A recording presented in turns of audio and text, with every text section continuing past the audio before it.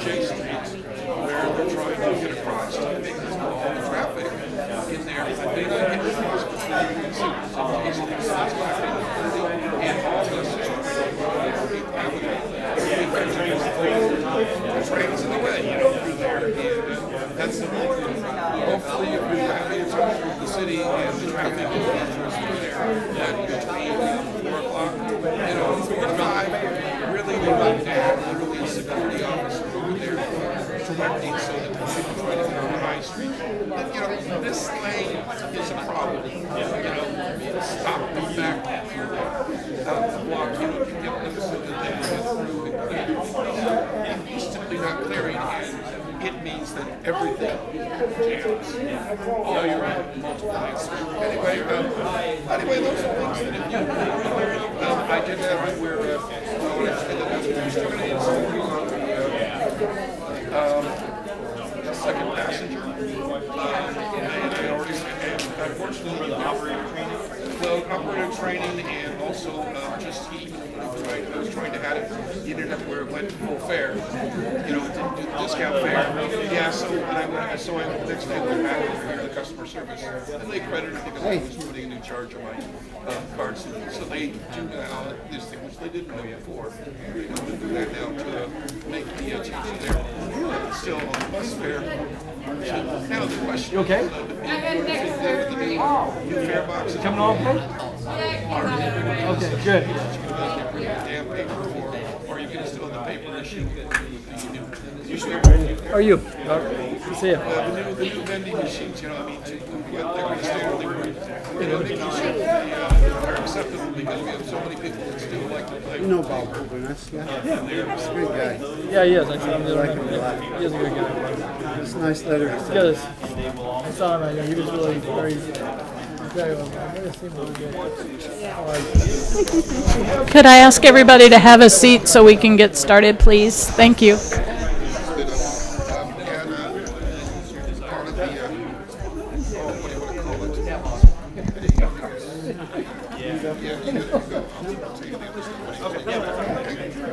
Hey, how are you?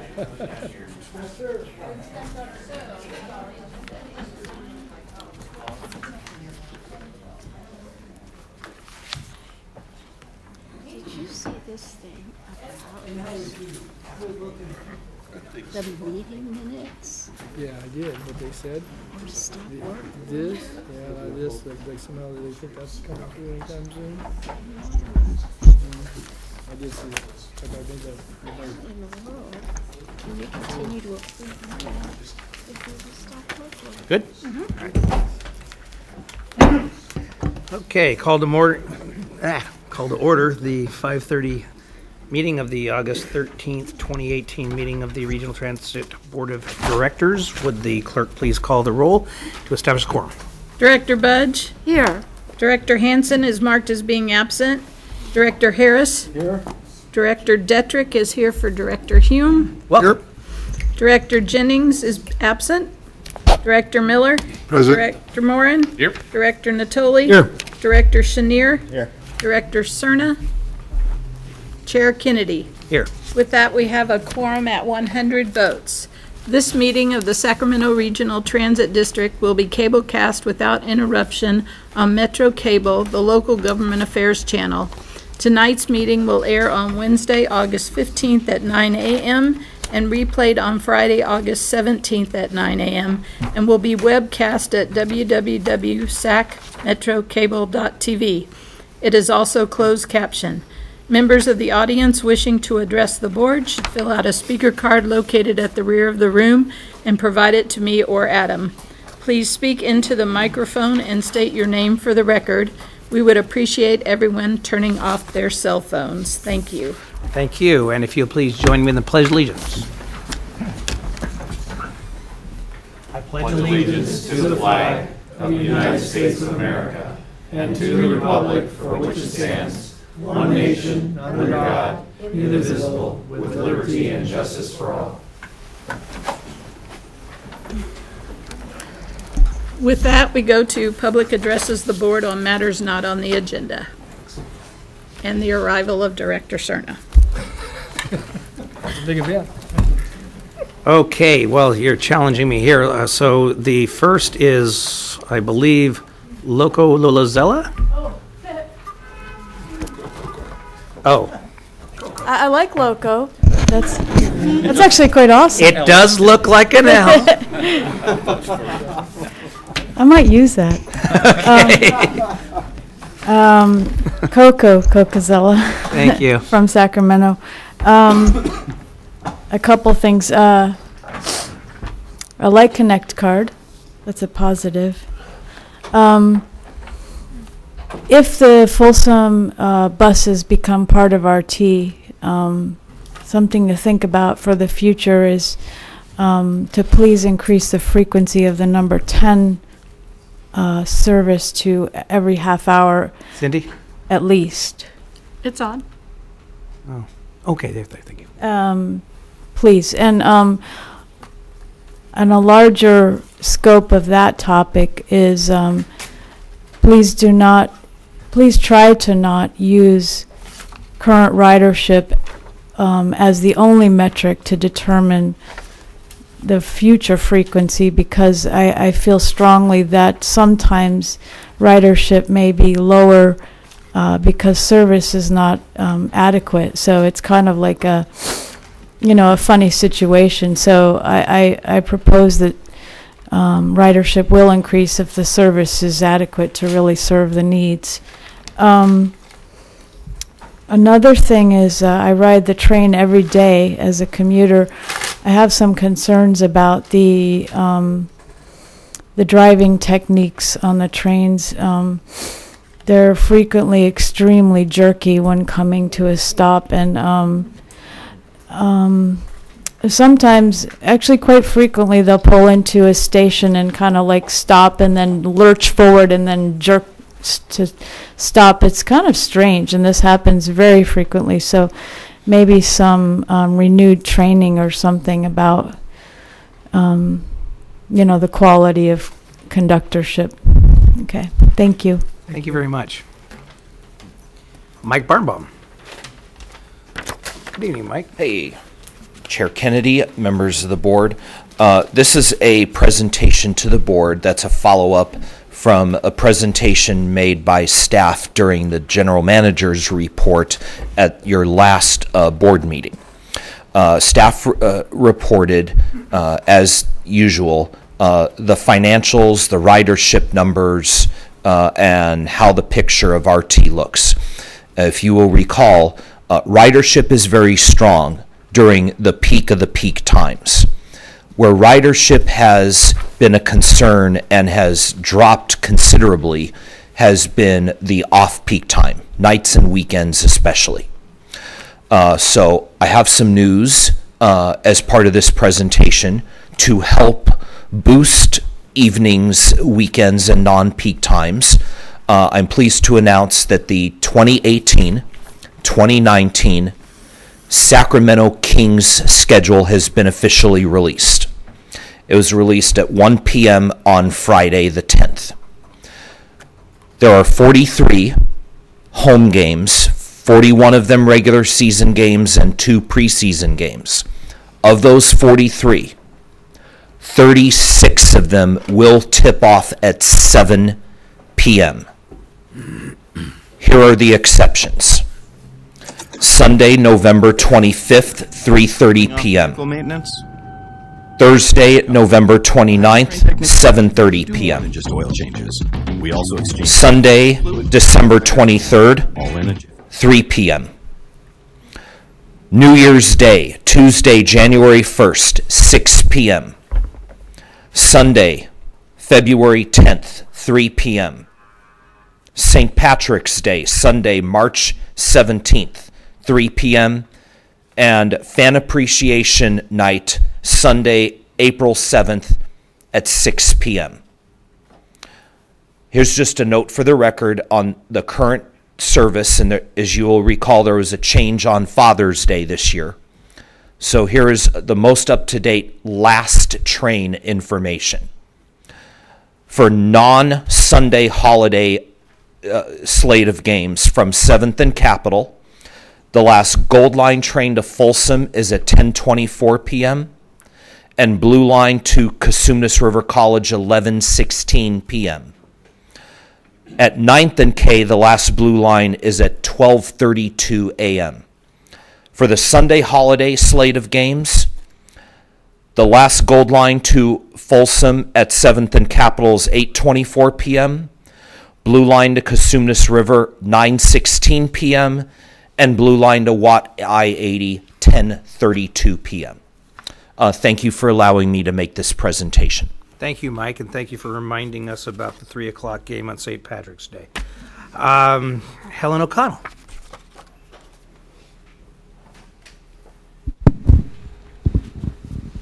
Good evening, Chair and Board. My name is Helen O'Connell. I found out that you're making a cut to prices for Los Rios students that have one or less, less than one class or less, 3 units or less. And I think if you're making special arrangements for that particular group, maybe you could reconsider reinstating the lifetime pass for seniors over 80. That's all I have to say. Thank you. Thank you, Helen. Robert Copeland.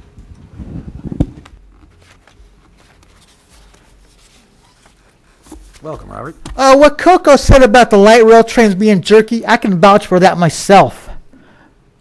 They need better training. And some of your bus routes are notoriously late. The 67 and the 68 especially, 10, 15 minutes late sometimes. Why? There should be a better way to handle this. And I was in San Francisco a week and a half ago. Their bus system is a lot better than ours. I mean, way much better. I mean, 8 minutes on some of their bus lines. 14R was a bus I took, 8 minutes, and it was packed on a Saturday afternoon. And any route optimization should take in future growth in the areas in Sacramento County. And I had something else to say, but it's a matter for Sacramento City Council, so I'm not going to say it here. Thank you, Robert. Jeffrey Tartagia.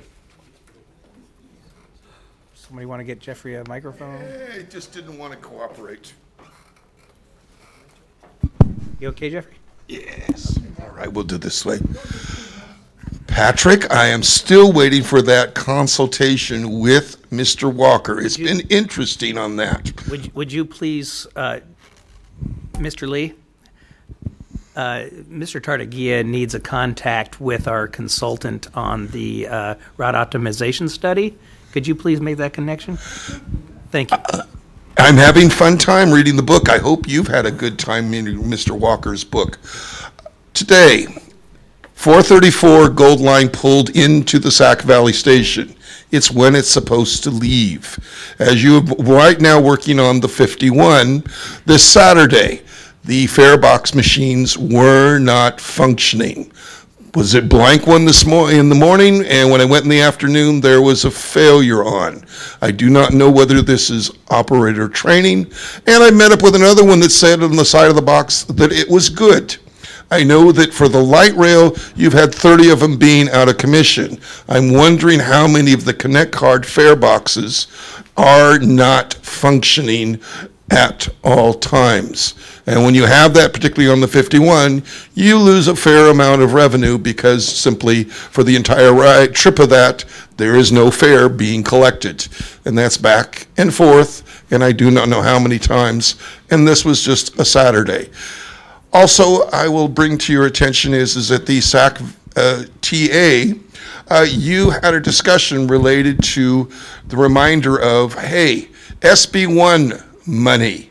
I'm hoping that that message gets through the members about, SB1 and the importance, before you even go considering about a new Measure A effort, is that please, you need to be focused on November of keeping the SB1 money here, because showing what it is doing right now.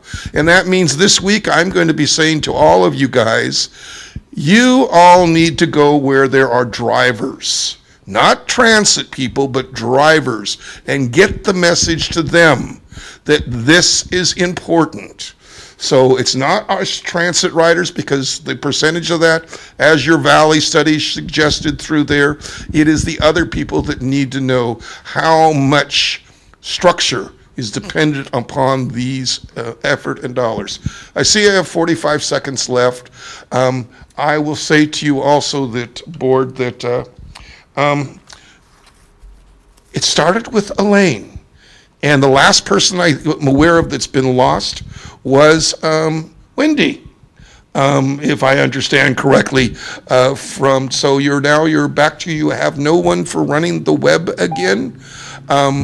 Lastly, I guess we'll say is hey, there's more, but please, changes need to happen, and communication needs to be figured out much better and much more. And yes, Steve, you're not here, so I don't get to chastise you about B, but I'm glad to see you're doing connecting with the city. Thank you, Jeffrey.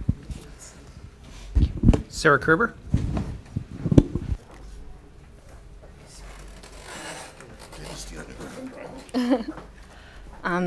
Good evening, Chair and Board. I'm here tonight to announce our upcoming SAC RT Challenge. SAC True is inviting the RT Board, General Manager and CEO Henry Lee, and other elected officials around Sacramento to participate in a transit riding competition that challenges our community leaders to ride public transit for 1 week, the week of September 16th to the 22nd.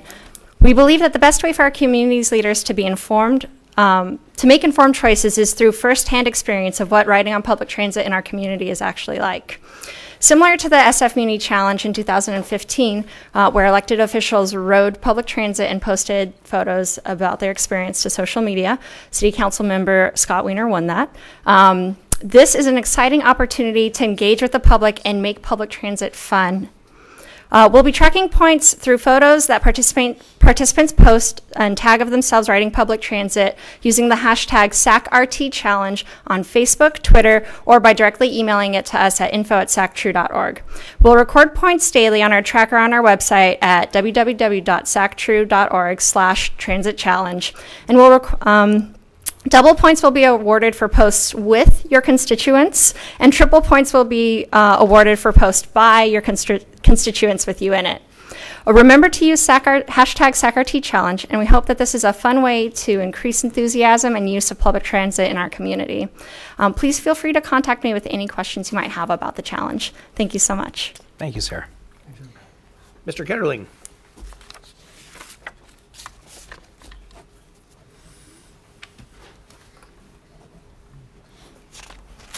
Yes, Board, thank you for having me speak. I was wanting to ask if you have an idea of when the Smart Ride might be going to I-80 itself, because it would help quite a bit with people. And I know that it's about the same distance from the Folsom light rail station than it would with I-80, and I know that it would help a lot of people too, by if they could get at I-80 station a little quicker. Say if they have to come down this direction that we're in right at the moment, it would help tremendously.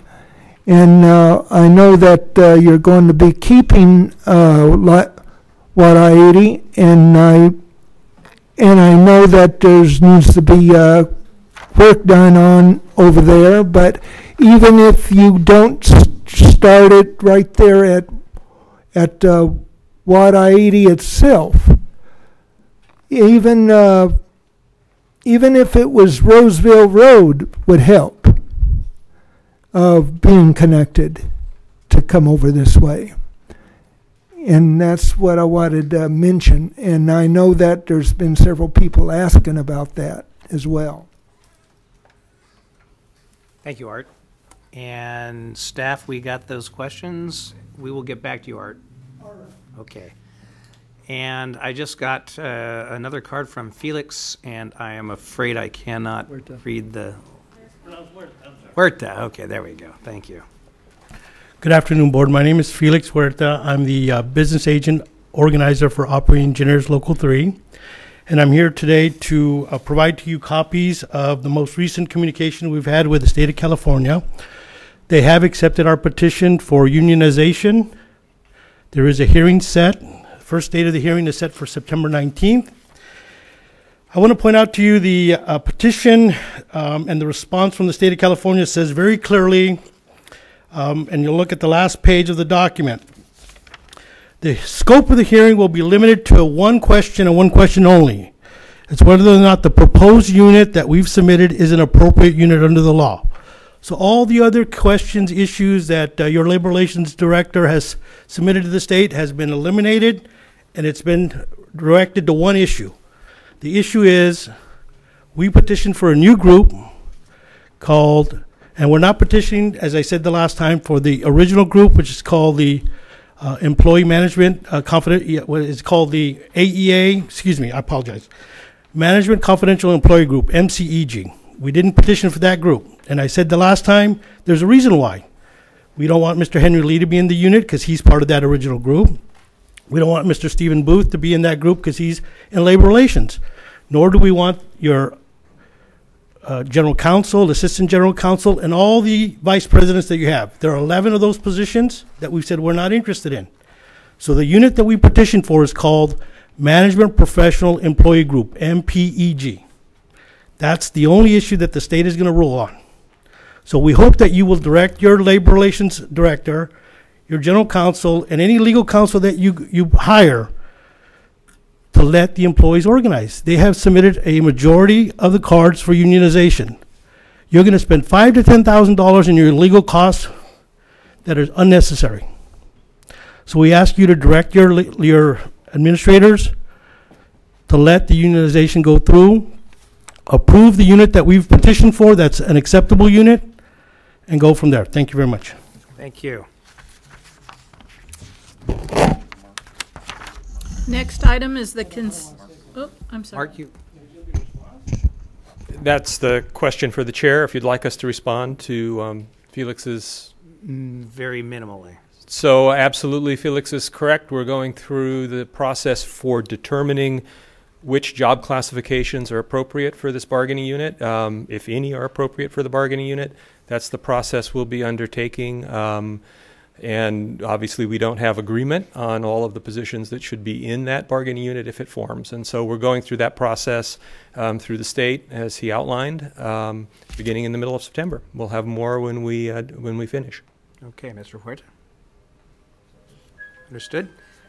You have 30 seconds. Yeah, it's very rare that it's very they rare will that respond, you do this, and yes. I appreciate that. But again, I want to say that we have petitioned for an appropriate unit. He's absolutely right that we will have a hearing, but we believe that the unit is appropriate, and we ask that you direct your management to look at the list. It's all about reporting relationships and is it an appropriate unit. So we believe it's an appropriate unit, and we hope that you will direct your leadership to allow them to unionize. Thank you. Got it. Thank you. Okay. Consent calendar items 1 through 7, and you have no speakers for any of those items. Any questions on consent? Comments? Move it. Second. Moved by Director Chenier. Second. Who seconded?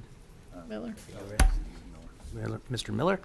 Chair Kennedy, want to abstain on motion on item 1. Okay, and the record will show that Director Detrick abstained on which item? Item 1. Item 1. Okay, all those in favor? Aye. Opposed? Abstain? Next item. Okay, well, the motion carries on item 1 as well as the other 6 items. Next is item number 8, the general manager's report. Okay. Good evening, Chair Kennedy, members of the board, and the public. Our Smart Ride Zone was launched in middle of February in Central Heights. Now it's 6 months.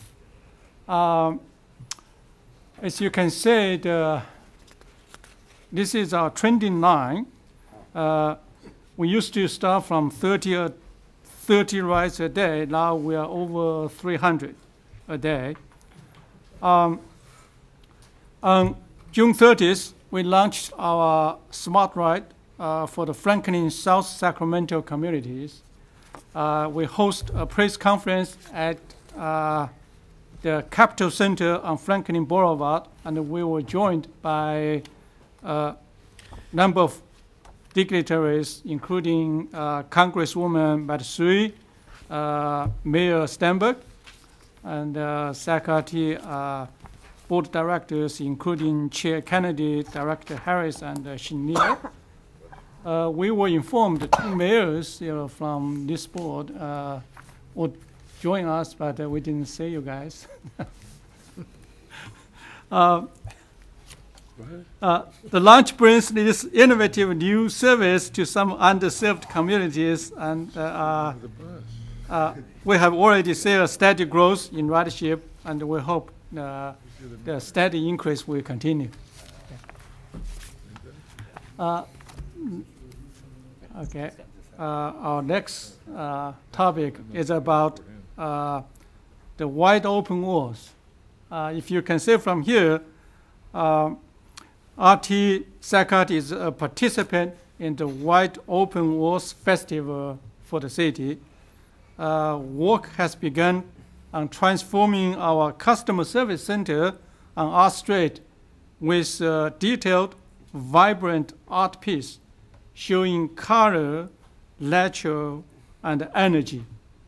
I want to share these photos with you guys, with the public and the board, and I encourage everyone to make their way to Art Street to see this beautiful work of the art. Last Friday, SAC-RT had a project showing of our new $1 million state-of-art light rail wash system. The energy efficient and environmentally friendly wash system utilizes recycled water and is very quick, less than 5 minutes per car.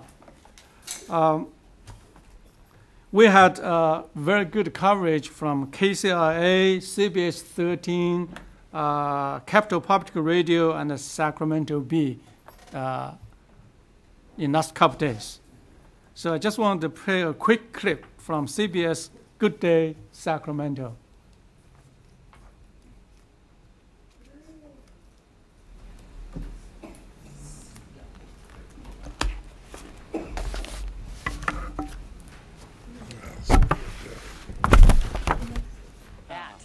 Sacramento Regional Transit goes green with a new train washing system that uses recycled water. And since all 97 trains are washed weekly, that's a lot of water. That's a whole mess of water. Dina Kupfer joins us live with a look at this $1 million system in action. Hey, Dina.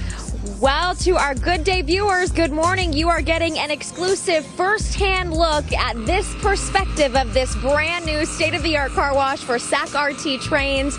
It is all new and it is all high-tech. These RT members have gone across the country trying to figure out the best possible use of the system, trying to really cater it to these trains. And you are getting a first look this morning at the process in the works. This live look here, it's so cool to see these trains coming through. A huge washer, by the way, because it's got to take care of all these trains coming through Sac Regional Transit. And we've got the CEO and General Manager of SAC-RT, Henry Lee, with us this morning to talk more about the trains. And also, let's also discuss how much recycled water comes from these trains, because that's something we're all a little curious about as well. Henry, good morning. Good morning. Yes. 100% of the water is recycled during the rinsing process. 60%. Okay. So the last update, On July 25th and 27th, SAC-RT hosted the Federal Transit Administration for our triennial audit review. SAC-RT staff start preparing for the site visit 9 months ago in order to ensure the compliance with FTA's rules and regulations. The audit is an intensive review of our records, thousands of records, documents, properties, fundings, and more. Preliminary results indicate that SAC-RT has findings in 3 out of 20 areas, which focus on the program management and the federal funding sub-recipient oversight. But this was a significant improvement from the previous review 3 years ago. In 2015, we had 9 findings in 9 areas. Now we only have 3.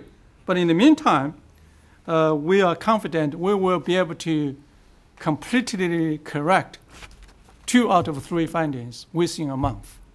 So leave one finding which takes about 3 months cycle to make that happen. I just want to thank the entire SAC-RT team for the extremely hard work to make this review a successful review, and especially want to acknowledge our SAC-RT's internal auditor, Matt Pinkerton. Hey, Matt, are you there? Yes. And he literally worked tirelessly, and our FTA's auditor told us they received lots of documents after midnight. They kind of are very touched by the work Matt has been done, which ensured the audit went very smoothly. That concludes my report. Thanks. Thank you very much. Any questions? Board? No? All right, next item, please. I believe you have one speaker on this item. Number 8, yes, we do. Robert Copeland, please. Thank you. I read what the lifetime pass was supposed to be in this report. General Lee as manager report. Why was it not mentioned? And I know people that are getting lifetime passes now. I don't know if that's about RT Pub, but I know some people that are actually getting lifetime passes.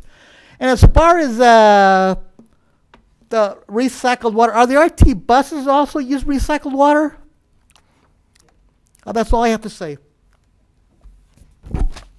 Thank you. Next item.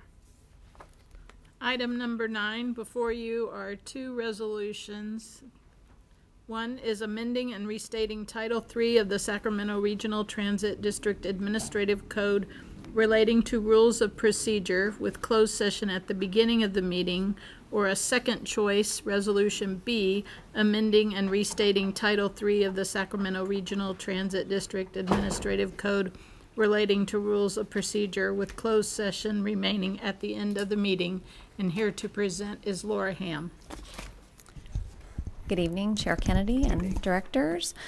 So I'll just quickly go over for you. As Cindy described, there are 2 options for the placement of closed session. Option A would reorder the agenda and move closed session nearer to the beginning of the meeting. The potential benefits are related to multi-part actions that require open and closed session review, but it's primarily the board's preference for maximum efficiency and participation as to how you'd like to order closed session. Both options include a recommendation to rearrange the order of business, including moving public hearings earlier in the agenda and moving the general manager's report, a non-action item, to the end of the agenda. We're also proposing clarifying that a chair may serve successive years upon annual election and making a number of general clerical edits to the document. All right, are there any questions of the board? I do have speaker slips. Member Budge. Wait, I'll have you. Okay. So, Laura, I'm sorry. As near as I can tell, I don't have a copy of. Linda, do you have your mic on? Yeah, I do. Oh, okay. Sorry, I don't have a copy of what the two different agendas would look like. We did not attach sample agendas.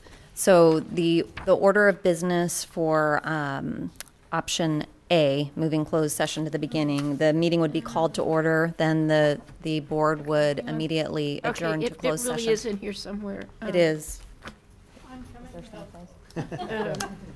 There's samples. Okay, so that's just Article 3. 3.12. Okay, here's one. Okay. And then one back there.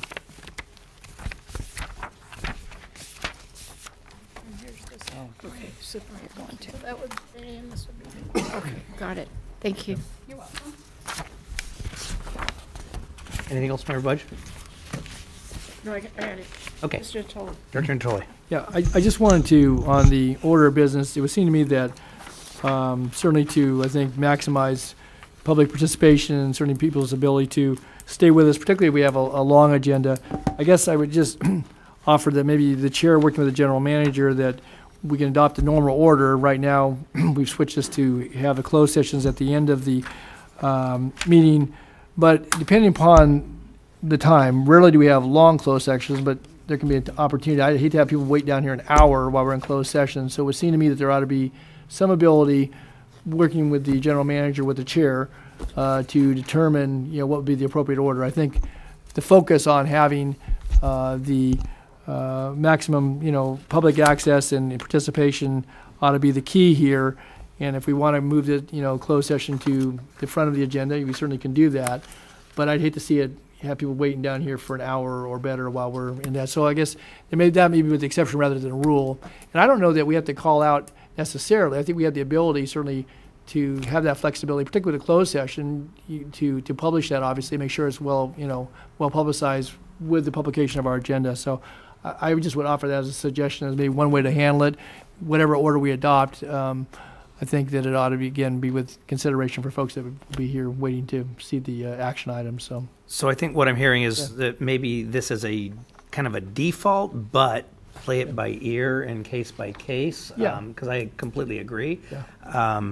The concern is that sometimes we lose members when we put closed session to the end, and that was right, and I get both ways. So again, I would I'm fine with putting it early in the agenda. We come into session and so forth. As suggested here, makes sense. But if we were going to know we were going to have some matter that would take a lot of attention in closed session, certainly not people not know what we're going to do, but to accommodate those action items that we have on the agenda. I completely agreed. Can we make that? Okay. Yes. Yeah. Okay, and then the other thing I just wanted to ask about, because buried in here, not buried, but in the material was that we're going to no longer do the live streaming because we're not sure we're compliant with rules that govern access, certainly for people who may have, either audio and or other challenges. And so how is it that we advertise that, we don't do it, but I know some of the things that are telecast on are broadcast live and live streamed, and we make arrangements through, parties that do that, third party. So in the past, in addition to having the meeting recorded and later broadcast on Metro Cable, we live streamed on the SAC-RT website. Right. Our live stream on the SAC-RT website, we don't have the capability of providing closed captions with the technology that we have available to us right now. Metro Cable can do that for us. Unfortunately, it won't be live at the time of the meeting, but that will be fully captioned and recorded and rebroadcast at a later date. So we don't have the capacity. I think we use Capture in Colorado, if I'm not mistaken. I mean, they're one of the contractors that does that, and they have somebody who, the simultaneous broadcast, they're, putting out the simultaneous, capture of the meeting so it's read across the screen. We don't have the ability to do that? Through the SAC-RT site is my understanding that we haven't had the ability to do the closed captioning, only through our Metro Cable agreement. Okay, so I guess I would just suggest that we ought to take a look at that. Again, I don't know what sort of expenses involved and so forth, but I think it's important for folks who can't make it here, if they can watch it at home or at their place of business or somewhere else remotely. And again, I don't know how many subscribers you have, but to me that's not necessarily the dictating factor either. But I guess I'd like to know a little bit more what it would take, and if it's a major expenditure, obviously there are other priorities, but I think it's important if you can have your meeting broadcast live, certainly over the web, live stream. That if we could do that and meet what other requirements we have for accessibility, then I'd like to see us at least have some information back on that. Okay, we'll follow up on that. Thanks. Perhaps, Mr. Miller. Perhaps someone could sponsor that closed captioning, the cost of it. And Like the city of Citrus Heights. There you go. Yeah. I'm thinking more of a business entity, Oh, than a government okay. entity. But collectively, maybe we all can. While I have the floor, I just, we used to have our closed session at 5 and 6, and I didn't think it was broken. We started our meetings at 6, so the public knew when we were starting. And having the meetings beforehand, certainly a lot of the issues we found with real estate and bargaining agreements and so on, we needed to have the closed session before the meeting. Now, possibly we could schedule at 5 for our closed session and keep our start time, whether it's 5:30 or 6. I know there's some issues both for board members and the public getting here, and I certainly respect that. But we seem to have more problems with it at the end than we do at the beginning. Yeah. So, Mr. Chair. that's my 2 cents. Yeah. Having now had a chance to look at it, I want to second Director Miller's point that there were obviously some reasons for not doing closed session right at the beginning, and I truly don't remember what those were, except that it seemed as though it was a way in which to give people access to the main body of the meeting at a time that seemed to work better for everybody. And so using option A is really, with the exception of the rearrangement of the general manager's report, is like going back to the way we did it before, except that it simply delays everything by a half an hour, and it isn't 2 formal meetings. So I'm not sure. As Don said, if you do the closed session at the beginning and you don't schedule a time certain for the regular meeting to start, then, if something is really going to take a long time, then people truly could be waiting for a long time. So it just seems a little too vague. Okay, so that kind of is contrary to what Director Natoli, and I don't want to put words in Director Natoli. Well, no, he was pointing out the fact that a long closed session would necessitate people waiting for a long time. But your concern was to leave it vague, but seemed to me like Director Natoli was calling for Okay, flexibility. well, it just seems like if we're going to do this at the beginning, having time certain start times would work out better for everyone the way we used to. Okay.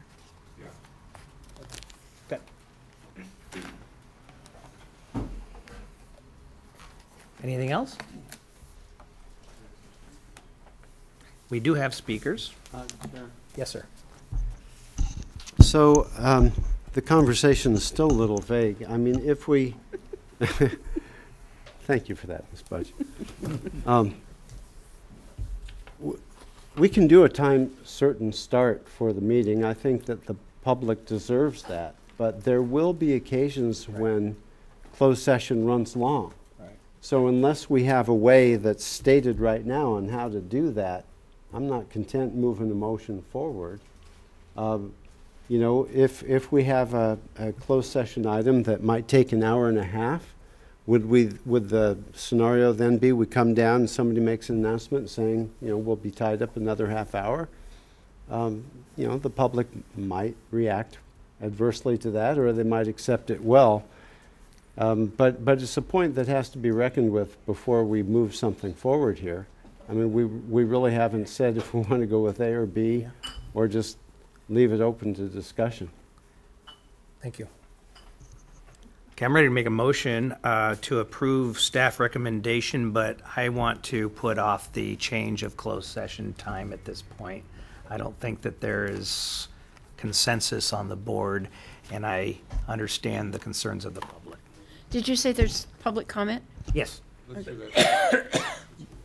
Shouldn't we hear your public comment before there's a but we can motion put made? a motion on the table and then discuss. I understand that you and I have procedural issues all the time, but I am making that motion if there's a second, and then we can have discussion. So are you moving option B? Is that what I'm? Yes. Okay. Well, I'll second. Okay, thank you. So we have a motion and a second on the table. Now we will take public comment. And first is Helen O'Connell.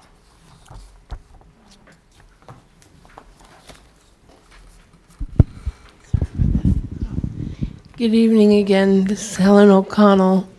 I'm part of SAC-TRU and the Mobility Advisory Council for RT.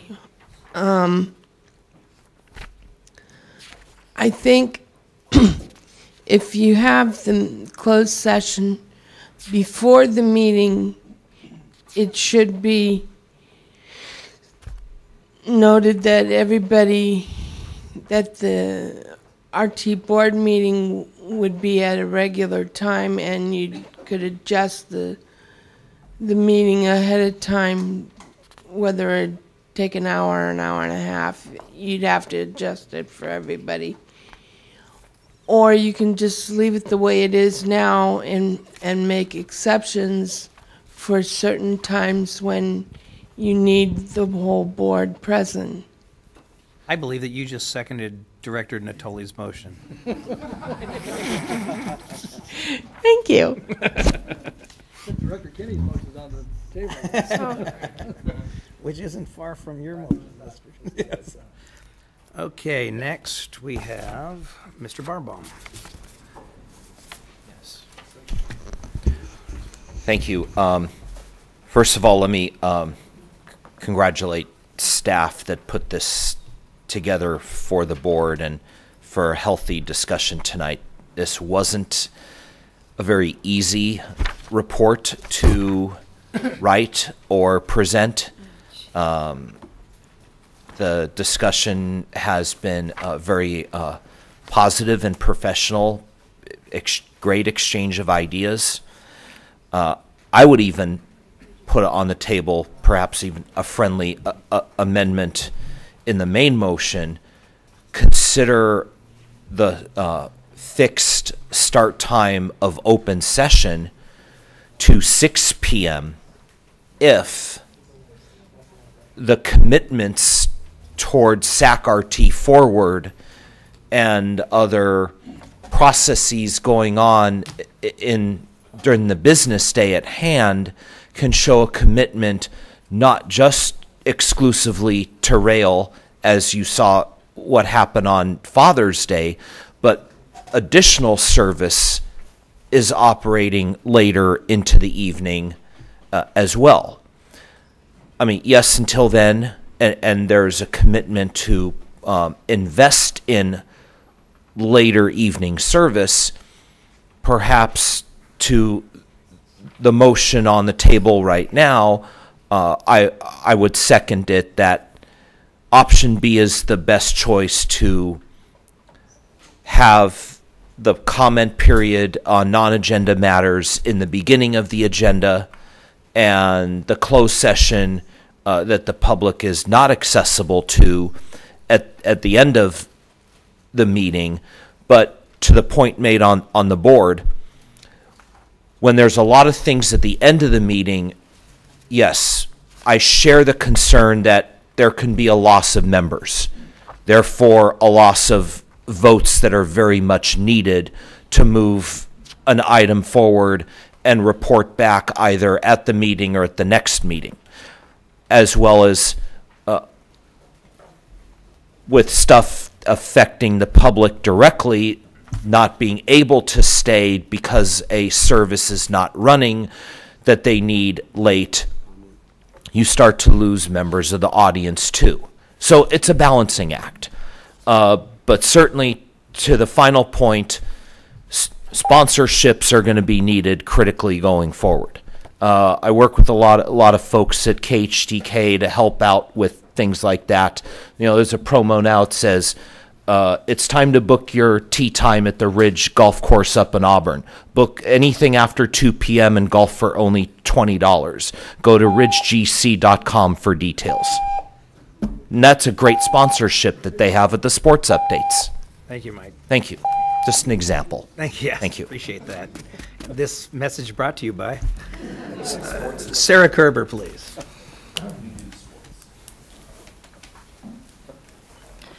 Good evening, board and members. I think I didn't say my name the last time I was up here, so I'll do it this time.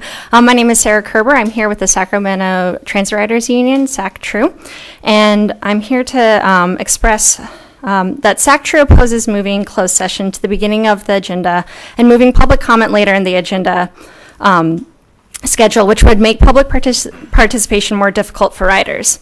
While we appreciate that the board may need to leave early, sometimes I also want to leave early. But if the board isn't here for public comment, then that limits our ability to communicate our concerns with our elected officials. One of our concerns is that this going to encourage early departure among the board that would limit our ability to communicate with you in a public forum, which would be one of our concerns. We also are concerned about the indefinite start time created by the move, which will make it difficult for transit-dependent riders to plan their travel and ensure that members of the public are able to participate and give their opinion before action is taken rather than after. So we urge you not to move closed session to the beginning of the meetings. Thank you, Sarah. And Coco, it's a C.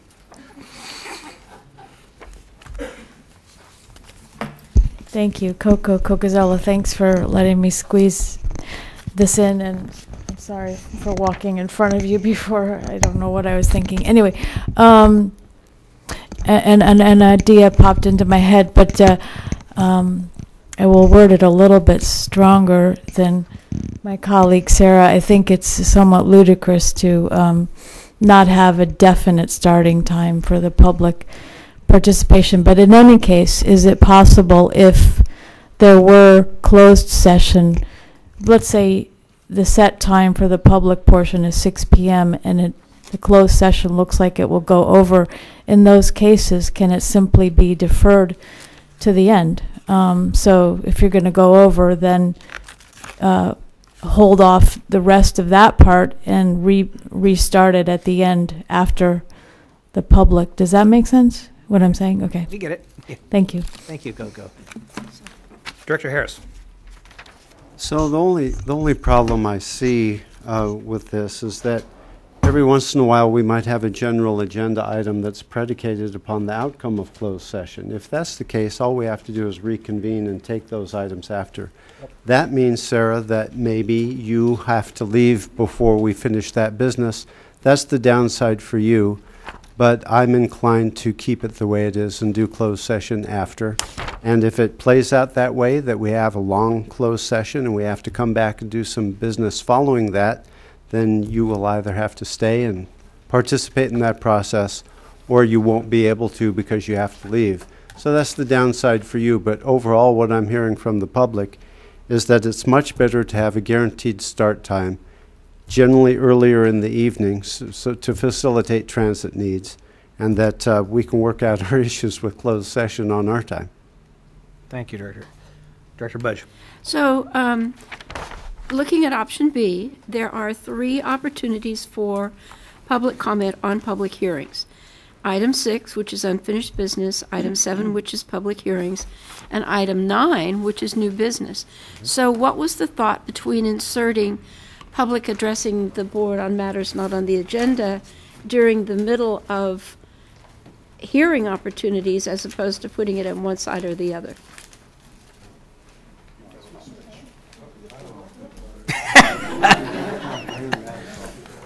Laura? I'm sorry. So one more time for me, if you don't mind. Okay, so item 6 is unfinished business. Item 7 is public hearings. And item 9 is new business. Whereas item 8 is public addresses the board on matters not in the agenda, right in the middle of the 3 opportunities, the 3 hearing sections on the agenda. So what's the thought process behind putting that in the middle as opposed to putting it on one side or another of the basic public hearing items? I think the rationale behind that primarily, and we've looked at this every which way, I'll just start with saying that, and that was primarily related to if we moved closed session, then all of the public comment or public hearings would be closer to the board reconvening after closed session, was the rationale. And if I don't have that right, I'll let. Well, but new Mayor business Henry is jump in. also, I mean, even though it's not officially called a public hearing, it's still a public hearing. I mean, if you For look new at, business. if you look at our standard agenda tonight, you know, they just follow in a nice logical order. And the reason we have 3 different segments is really because of the way in which the law classifies them, not because they're not public hearings. That's what I wanted to clarify, Director Budge and directors. The public hearing is specific to things such as eminent domain. Right. such Legal public as hearing, right. Fair Yeah, things that are changes legally a public right, they're hearing. specific. It's not the public talking to you. Right. Under conversation. So- And we very infrequently have that particular item. So generally, we pass through that regularly. Well, we have all 3 tonight. So have so a if it was public illegally hearing manned, tonight. no public hearing tonight yet. So that would be, we had one most recently, I think, on the budget, correct? So that we felt maybe was a higher priority for public comment over new business, but not necessarily. That's your preference. It just seems like a solution trying to find a problem. Sorry. We're trying to find the solution. We're trying to get there. Director Natoli. Yeah, Mr. Chair, maybe just to boil this down, I did note that on the option, I guess it's option B, which would retain the closed session at the end of the meeting.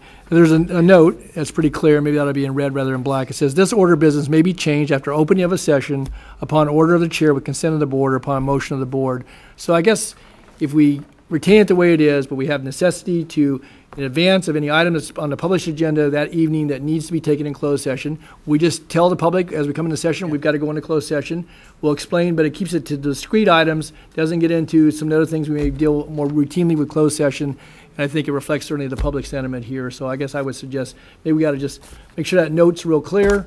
And when we open the meetings, then you or anybody else who's chairing, we can have that discussion if we need to reorder the agenda that evening. So Thank you. And for clarification, Chair and Director Natoli, this note has always been there. Yeah. This is not any addition or change. no, I know. I'm just saying, but call it out so everybody knows. And that way, I think it helps with our functioning here. So. Okay. All right. Any other questions? All right. We have a motion on the table and a second. All those in favor? Aye. Aye. Opposed? No. Opposed? No. Let's do a roll call vote, please. No. Okay, let me turn on my microphone. Director Hansen is absent. Can I just ask for Director, clarity? So we're voting on the one that would reorder to, we're voting on option B. which is Which basically Which is encapsulates keeping everything close- you've said tonight. okay. So this is what I'm familiar. Yeah. Keeping closed session at the end. Closed session at the end. Yeah. Closed session. Yes. Okay. Okay. Okay. That's what I the good thought. part. All right, I'll start all over just in case things change. Director Budge. No. Director Hansen is marked as being absent. Director Harris. Aye. Director Detrick. No. Director Jennings is marked as being absent. Director Miller. No. Director Morin. Yes. Director Natoli. Aye. Director Chenier. Aye. Director Cerna. Aye. Chair Kennedy. Aye. Do the math. And what? Do the math. 81 votes. There we go. Motion passes. All right. Thank you very much. Okay, so starting with the next agenda on August 27th, it will be reordered in this fashion. Thank you. Next item. Next item is item number 10. Is your mic? Item number 10, resolution delegating authority to the general manager, CEO, to approve a third amendment to the Student Transit Pass Program Agreement 2015 with Los Rios Community College District to reduce fares for fall semester 2018 for students enrolled in 3 or fewer units, and Brent Berniker is here to present. All right, sorry, I'm gonna mistake this real quick. Let's see. Thank you. All right, good evening, Director Kennedy and members of the board. Hopefully this isn't as controversial. I think it won't be, but you never know, right? Welcome to Regional Transit. Right. So what we're talking about today is the Los Rios PASS program, student program. We put this in place back in 2004. It is a PASS program, and back in 2004 all the way to 2014, we had all students participate in this PASS program, which meant they all paid towards a transit fee and gave them an unlimited pass to ride transit for that semester. In 2016, there were a lot of changes that we made to that agreement. We weren't receiving a lot of money from that agreement initially, and what I mean by a lot of money is we were receiving about $1 million. That wasn't enough to sustain operations because that was giving us about a 26-cent average fare. So what we did is we upped that, and we required students taking 4 or more units to pay more per unit for that pass, but still it's a relatively cheap program for a semester pass. In addition to that, though, we also did something where students with 3 or less units, they actually no longer paid a fee, and they were no longer eligible to get a semester pass. What they actually had to do was buy a monthly pass, and they would buy it at the monthly rate, discounted rate of about 50% off the full month's pass.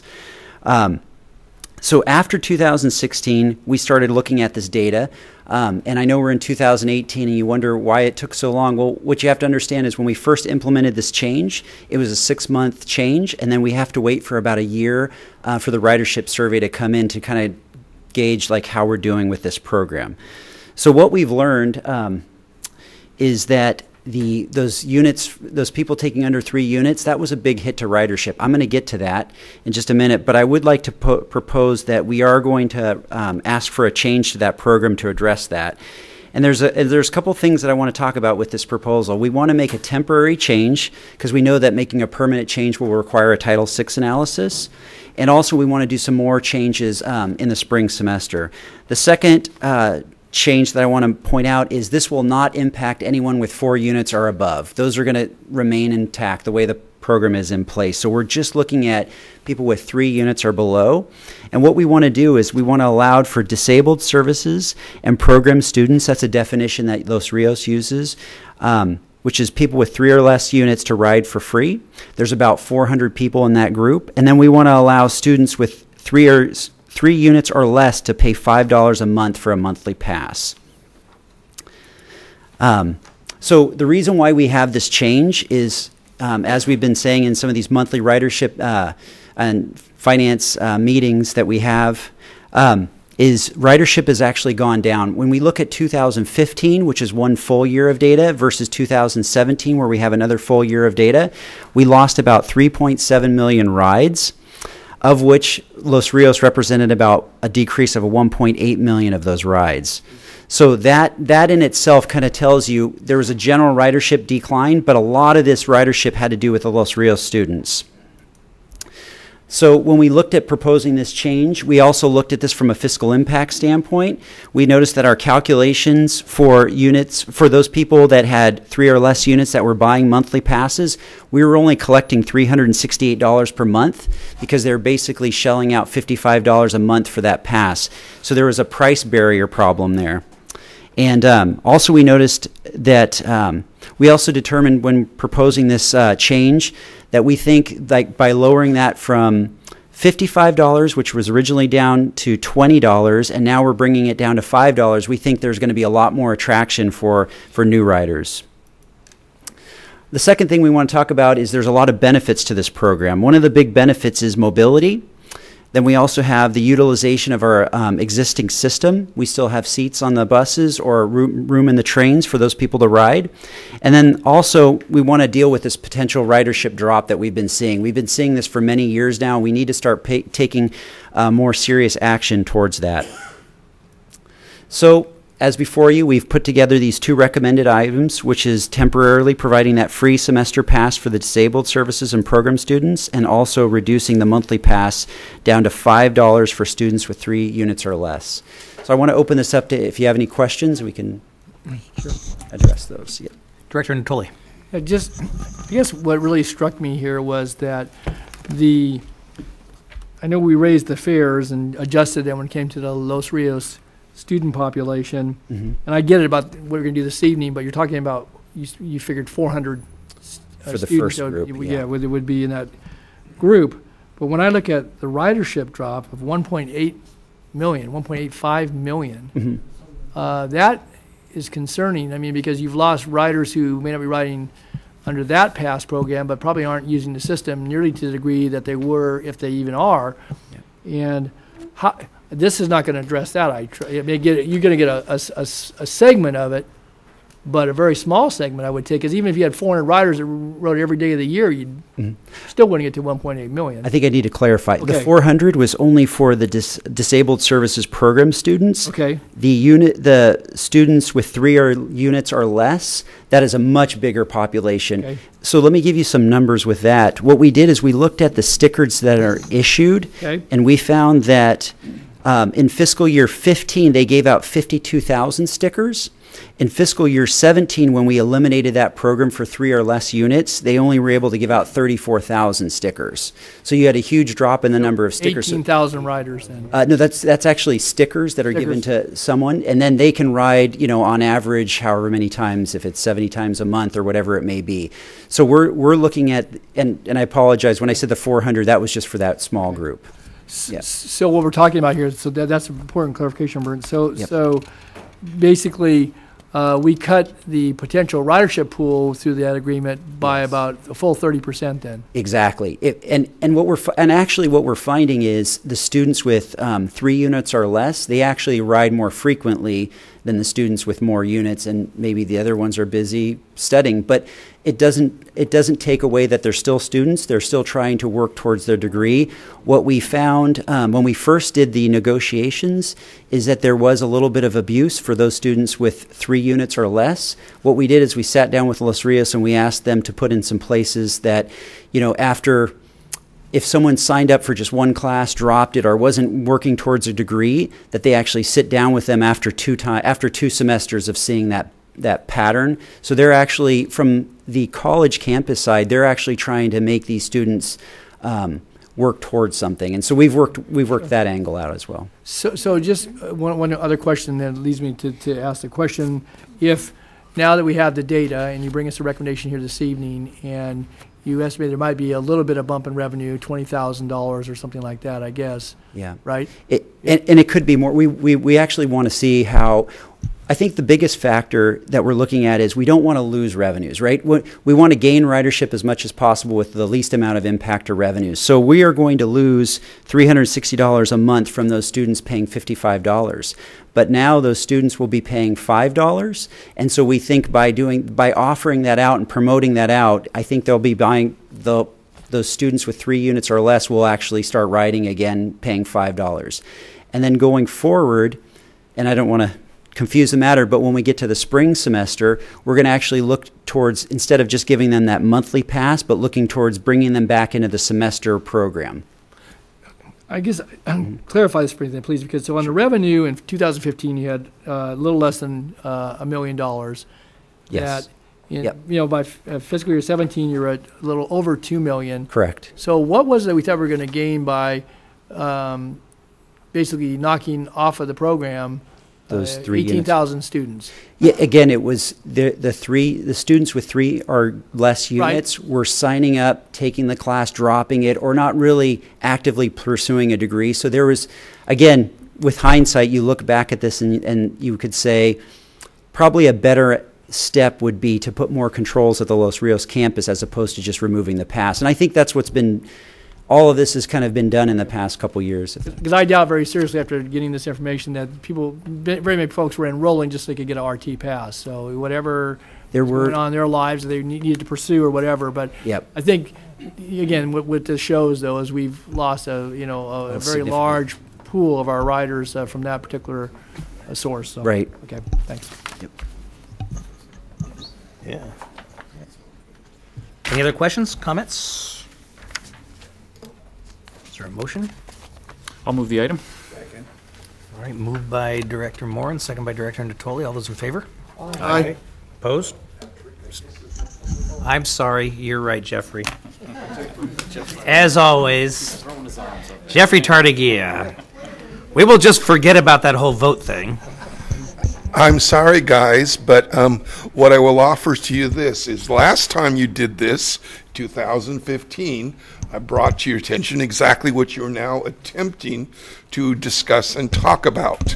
The other side I will also offer is I think the ERP program is more than 400 students at the college. I think also the disability and even at City College is more than 400 students. So I'd like to see if there can be some validation of what American River College and what Sacramento City has.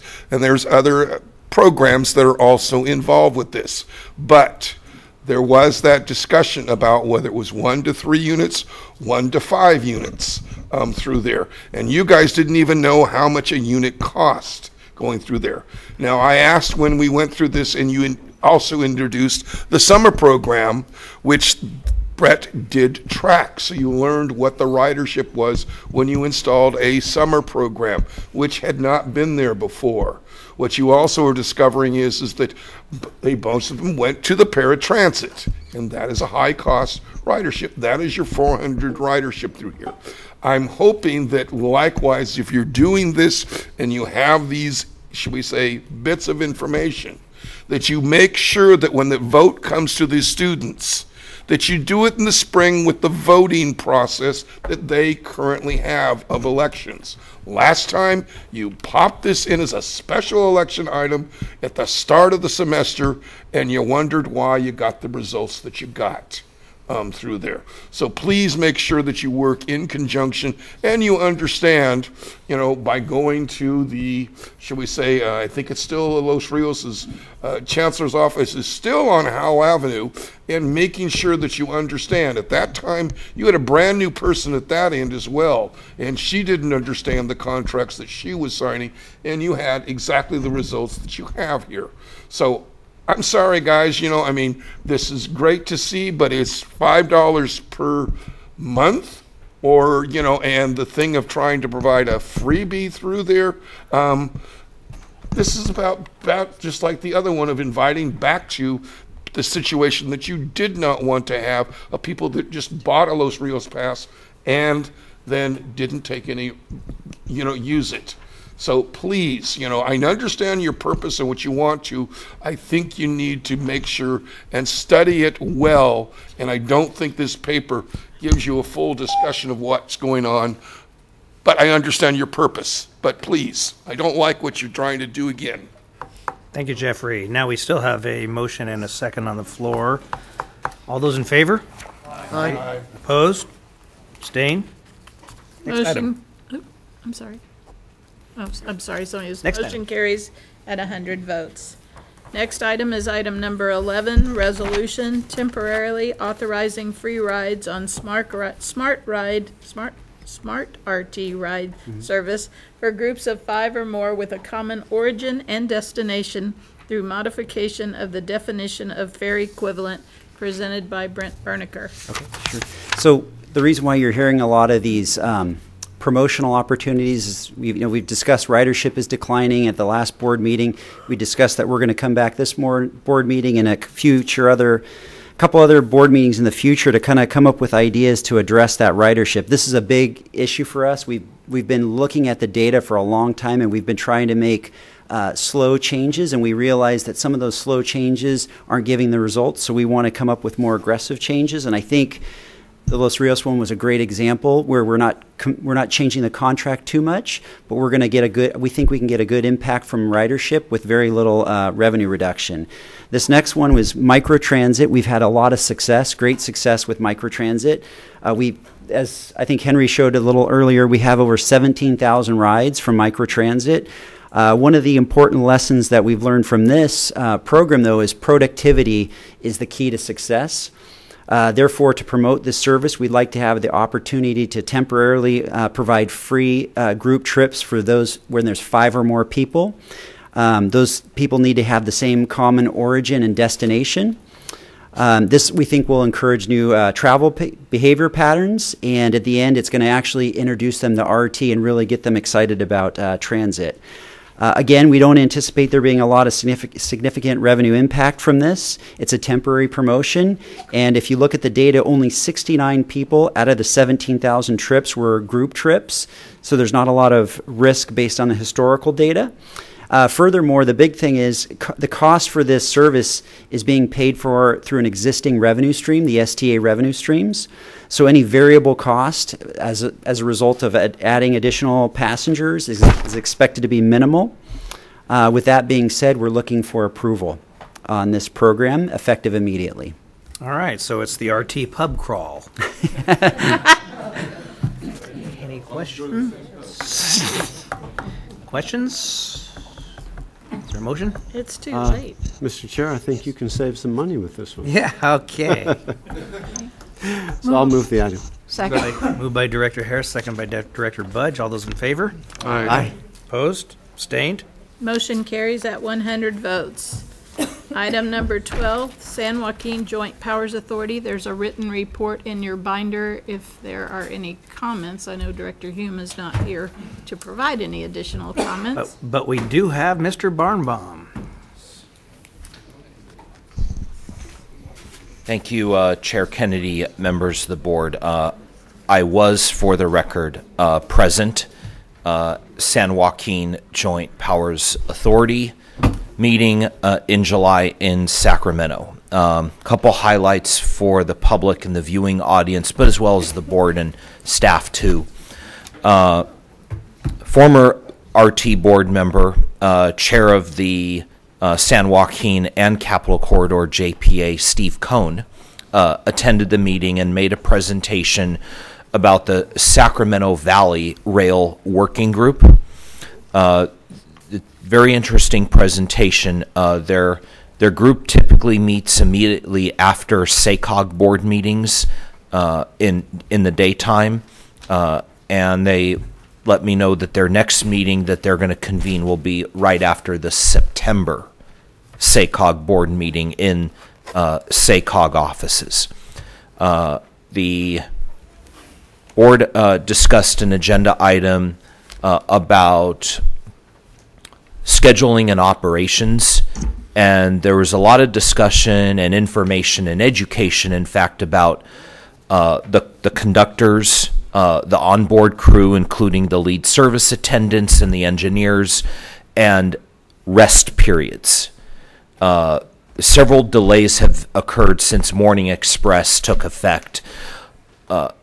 Mainly, some examples have included the train from Oakland to Fresno has gotten into Fresno too late, requiring a mandated rest period and then starting the Morning Express late without very much information to the riders as to why is the train leaving late and getting into Sacramento late. So one of the options in discussion is making that last train of the night, Oakland to Fresno, return as Oakland to Bakersfield, and the next to last train, which is the 5:30 departure out of Sacramento, be the train that only goes as far as Fresno rather than Bakersfield. So if in case any delays are encountered, they would be very minimal to not impact the rest period needed for the crews to be the train crew the next morning going back to Sacramento. And other scheduled and logistical changes are being considered. Staff is going into, with the chairman, Vito Chiesa of Stanislaus County, into negotiations with the host railroads. We're hoping for some changes to happen based on that in the fall. The board is going to next meet in September on the 28th in Merced, but has not set a time yet. I'll let you know.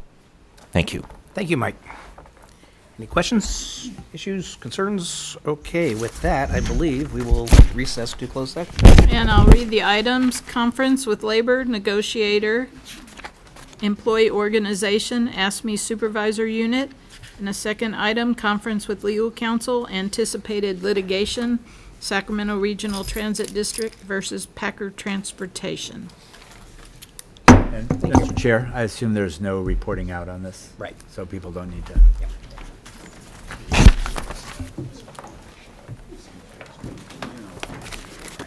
Hey,